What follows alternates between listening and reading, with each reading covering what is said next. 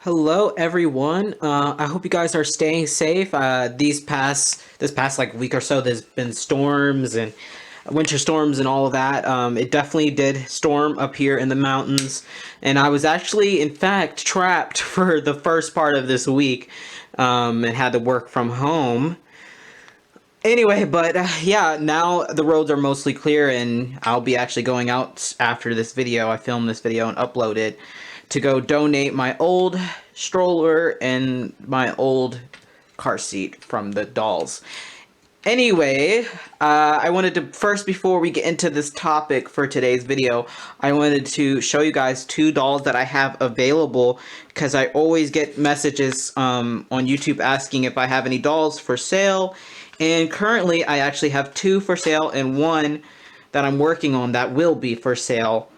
So I'm going to quickly tell you about these two that I have currently finished, so that if you're interested, you can hit me up in a message on Instagram.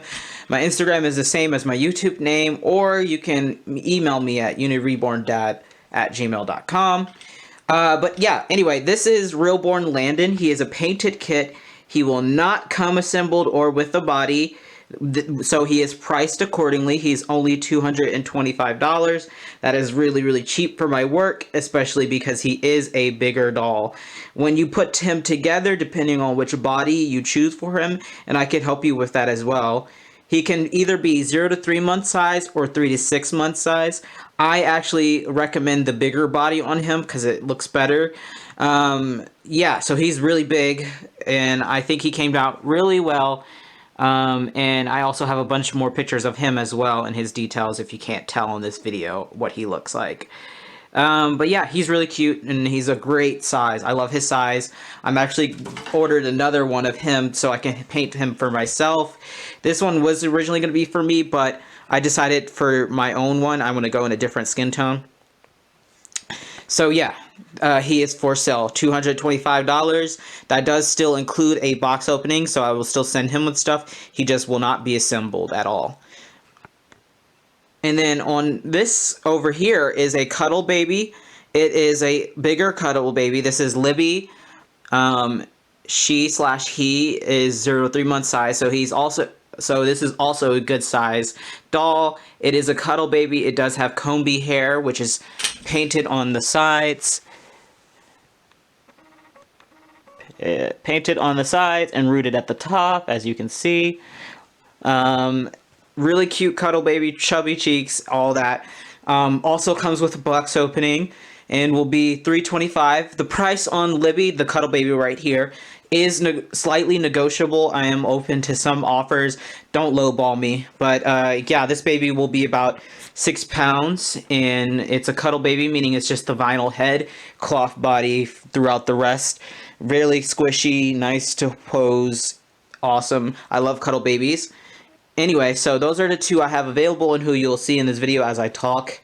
But yeah, let's continue on to the video. So today, as you can tell by the title, we're going to be talking about gatekeeping in the reborn community.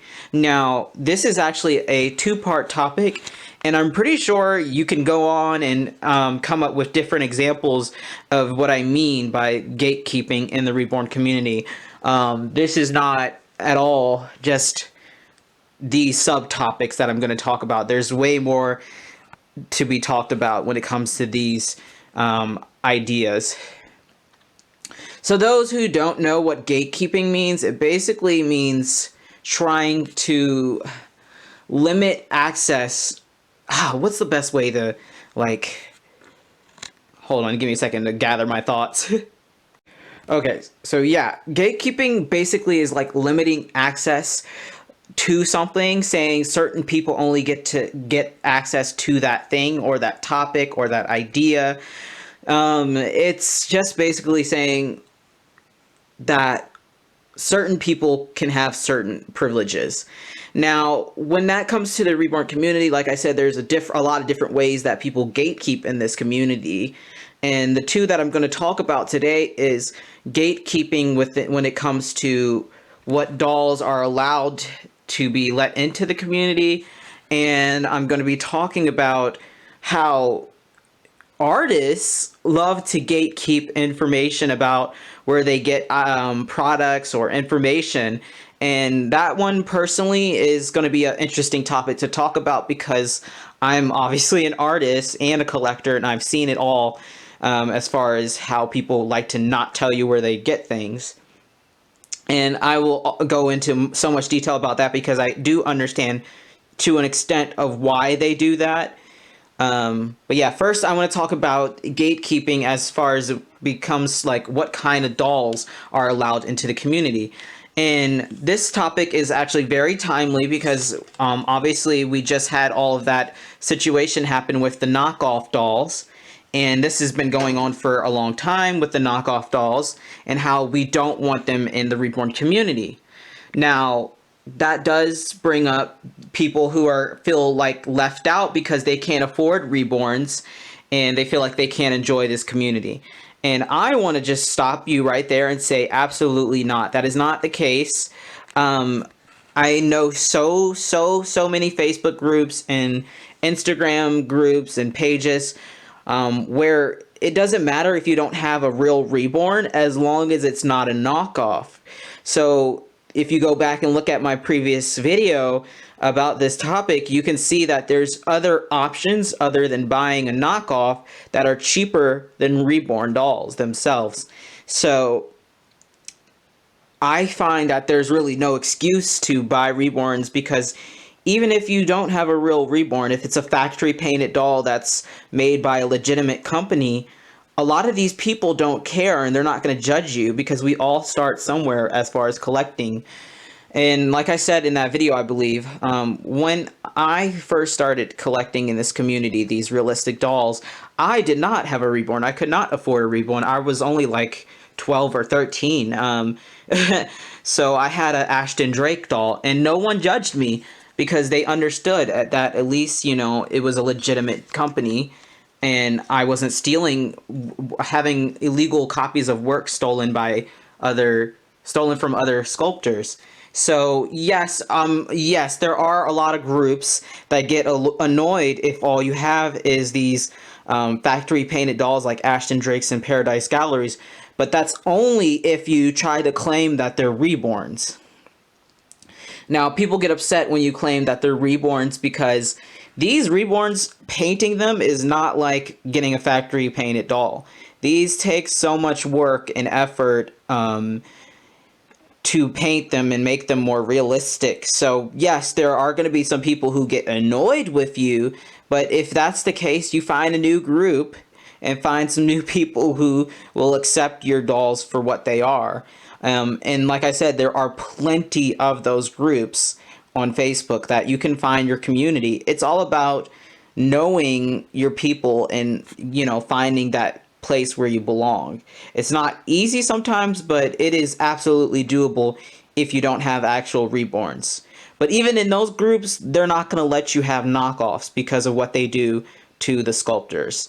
So I don't think that's too much to ask, but that's definitely one aspect that people talk about gatekeeping in the reborn community, that you have to have these super expensive dolls to feel included or whatever, and that is absolutely just not true. That is just not fact.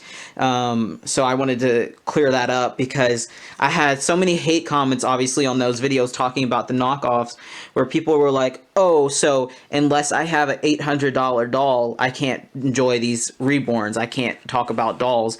And obviously they didn't listen to that video at all because that's definitely not what I was saying, just in any way. So yeah, I hope if you guys have any like thing to add about this, like gatekeeping, that version of gatekeeping as far as only certain dolls are allowed, yeah, leave the comments. My comments are always open. I don't delete comments. So even if I get hateful comments, I just kind of leave them on there. However, YouTube does delete some really hateful comments, but that's just because of their anti-bullying policies. Anyway, moving on to the next part, which is something I'm very passionate about because I personally feel like this part of the gatekeeping is really detrimental, especially when it comes to painting African American dolls, darker colored dolls, dolls of color, it's really detrimental and it's really upsetting. And I get, again, like I do, like I will explain, get why people, artists do this, because they don't want their work to be able to be replicated. So this part of gatekeeping that I'm talking about is where artists will post work in progress, or post that they tried a new technique, or post anything. Like, really, they'll just post a picture of a doll, and someone will ask them, "Hey, where'd you get that hair? Where'd you get that mohair from?" Or, "Hey, how did you get this texture on their skin?" Or, "Hey, what colors did you use to get this skin tone?" And so many times, I can't even tell you, probably like, I would say like 7 out of 10 times, the artist will say, "Oh, it's my secret mixture. Oh, I don't tell people where I get my hair from. Oh, I don't like to share my skin tone mixtures." And I get why they do that. They do that because for whatever reason, they think if they share that information that people will be able to copy their work. When honestly, that's kind of dumb to think, because it's like impossible to completely copy the way someone paints, because you're not that person. And what you're really doing by not letting people have access to even simple information like what colors are you using, that's not even asking like what proportion that you mix the paint into. You're making it harder and harder for people, especially, like I said, darker skin tones, to learn how to paint these dolls and progress the art forward, and make it so that, these dolls are more accessible to buy. And, they could be doing that on purpose because they don't want their business to go out of, business. More artists, less work for them. But if you are confident in your work and you know that you do amazing work, you know that you'll still have those customers, regardless if you tell someone what colors you're using for a skin tone. So it gets really frustrating, especially when I started painting. I had to learn a lot on my own, simply because there were so many artists that were rude and unwilling to share even the simplest things, like were they using Genesis heat set paints, or were they using air dry paints. A lot of I had artists who just wouldn't say, wouldn't tell me, what kind of, where they got their hair from. And these things aren't easy to find unless you ask these artists, because again, there's just a lack of information, really, especially when it comes to curly mohair. So that's why, me personally, as an artist, I always tell people where I get things. I always answer questions about what colors I used. And I even, back when I very first started painting, I posted tutorials, even though I had just started painting, because there was just so little information out there that people were willing to share. So it's extremely frustrating for me personally, as someone who had to basically teach myself most of what I know now as far as painting, because it's just like stinginess, as far as they don't think that people deserve to know. But yeah, that's absolutely gatekeeping information when it comes to creating these dolls. I had a message actually earlier this week, someone asking me how I created something or how I got the skin tone, and I told them what mixtures I used, and they were just so grateful, because they said they had asked like a dozen artists and no one would tell them anything.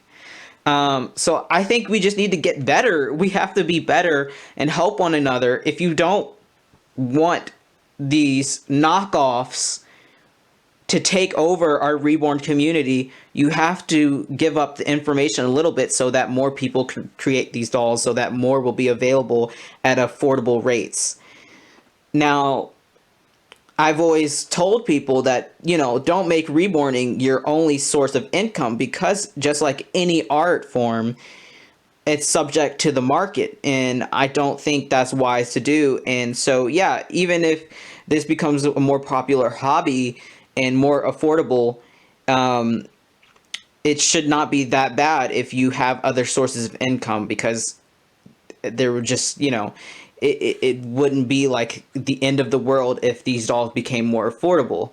And I think that's one of the only ways that knockoff dolls are going to be stopped also, is if, you know, eventually reborns aren't like $600. My dolls will never be that expensive because I've always said that from the beginning. Only my toddlers get over really 500. Anyway, that's like a rant for another time, but that is definitely one of the gatekeeping that I don't hear people talk about that often, about the lack of information, the lack of willingness to share that information. So I wanted to talk about that and bring it up and have that conversation with y'all. Do you think it's right that artists just straight up tell people that they are not going to ever release their information? And oh, another thing is they could always, I feel like, even if they wanted to make it more difficult for their techniques to go out, they could charge people to do tutorials. That's a great way to still feel like you're getting money for sharing your tips and tricks. Make tutorials. Even if you don't show your actual painting techniques, you could do what Brooke Nicole did, and she made like palettes, examples of what she used as colors. And I really appreciated that, and I bought those, and I have those. I even bought some more of those. I bought some more of those separately from the original what I got from her tutorial. Anyway, I could rant all day about this because it is really frustrating for like people who are up and coming artists or who even are just interested in how these dolls come to be. It's really frustrating. So anyway, I hope you guys have a wonderful rest of your weekend. I'm off to go to the thrift shop to drop off some stuff and hopefully get some new furniture items as well while I'm there. Stay safe. Don't drive unless you are confident in driving in like the slushy snow and stuff. Luckily, our roads are pretty clear here now, but I'm still quite nervous about driving, which is why I'm only going down the street, basically. Yeah, anyway, have a great one, y'all.